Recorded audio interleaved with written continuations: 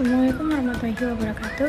Perkenalkan, saya Mufidah Misriatus Ada dengan nomor NIM 060203200328.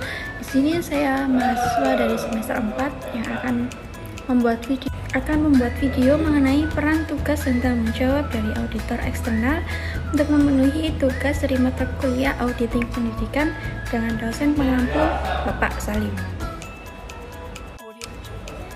Baik, sebelum saya memasukkan kepada tema peran dan tugas tanggung jawab dari auditor eksternal, di sini saya akan menjelaskan apa itu auditor eksternal. Audit adalah akuntan publik yang memberikan jasa audit kepada auditor untuk memeriksa laporan keuangan agar bebas dari salah saji. Auditor eksternal adalah audit profesional yang menyediakan jasanya kepada masyarakat umum, terutama dalam bidang audit atas laporan keuangan yang dibuat oleh kliennya.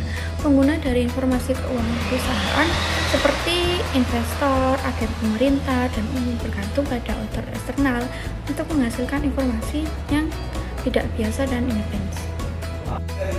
Lalu, untuk mengenai pembahasan dari tema yang saya ambil, saya akan menjelaskan pengertian audit eksternal, peran audit eksternal, dan juga tugas dan tanggung jawab audit eksternal.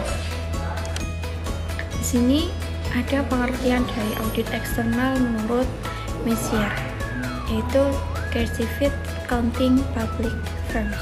Disebut juga auditor eksternal atau auditor independen. Akuntan ini bertanggung jawab atas pemeriksaan dan mengauditkan laporan keuangan organisasi yang dipublikasikan dan memberikan opini atas informasi yang diauditnya. Jadi, seorang auditor eksternal ini bisa berpraktek sebagai pemilik tunggal maupun non-publik. Standar audit membatasi jenis jasa audit yang lain dapat diberikan oleh seorang auditor eksternal kepada klien audit laporan keuangan yang merupakan perusahaan publik. Setelah saya menjelaskan pengertian dari audit eksternal, selanjutnya saya akan menjelaskan peran dari audit eksternal. Audit eksternal ini berperan penting serta mempunyai kepentingan bersama dalam hal efektivitas organisasi dan memiliki pengetahuan luas seputar dunia bisnis, industri, dan juga risiko yang akan dihadapi perusahaan atau organisasi. Audit eksternal ini adalah sebuah kegiatan yang dirancang untuk menambah nilai dan meningkatkan operasi badan secara independen. Kegunaannya untuk membantu badan mencapai objektif tujuan dengan sistematis dengan pendekatan terperinci dalam menilai dan meningkatkan efektivitas dan risiko manajemen, kontrol, proses, dan juga badan organisasi. Audit eksternal ini mempunyai peran sebagai perantara. Nah, peran secara realnya itu auditor eksternal bisa mencegah terjadinya hal-hal yang seperti menyimpang atau keadaan keuangan.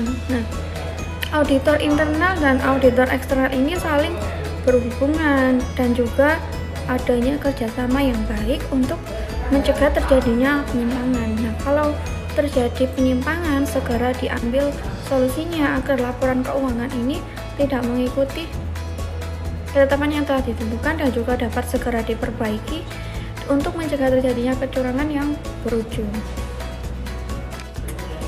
Untuk yang terakhir yaitu tugas dan juga tanggung jawab auditor eksternal. Tugas dari auditor eksternal ini yang harus dilakukan dan juga harus dijalankan. Yang pertama, memberikan opini atas laporan yang telah dikerjakan. Jadi kita itu setelah mengerjakan laporan itu kita memberikan pendapat dan juga mungkin dijelaskan secara rinci.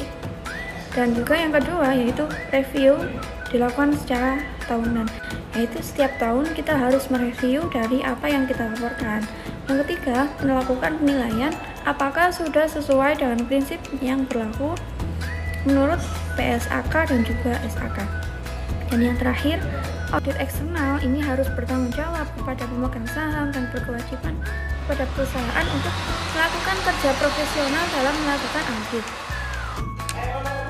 Menurut Mulyadi, itu ada beberapa tanggung jawab auditor, yaitu yang pertama, tanggung jawab auditor yaitu mendeteksi dan melaporkan kekeliruan dan ketidakberesan meliputi mendeteksi dan melaporkan adanya suatu tindak kesalahan dan juga kecurangan. Jadi tanggung jawab auditor itu misalnya kita harus melaporkan kekeliruan, atau misalnya dalam laporan keuangan itu terdapat suatu kesalahan dan juga mungkin ada kecurangan. Yang kedua yaitu tanggung jawab untuk menemukan pelanggaran hukum oleh klien, meliputi mendeteksi adanya tindakan kekeliruan dan kecurangan. Yang ketiga, tanggung jawab mempertahankan sikap independen, meliputi mempertahankan sikap mental independen itu.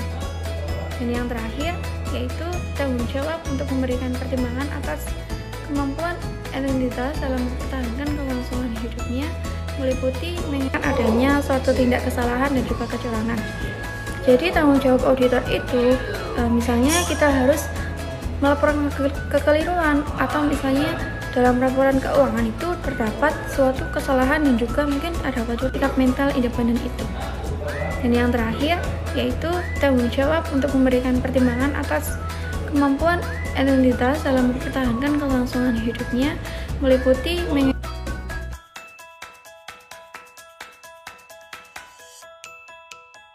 Audio Jungle.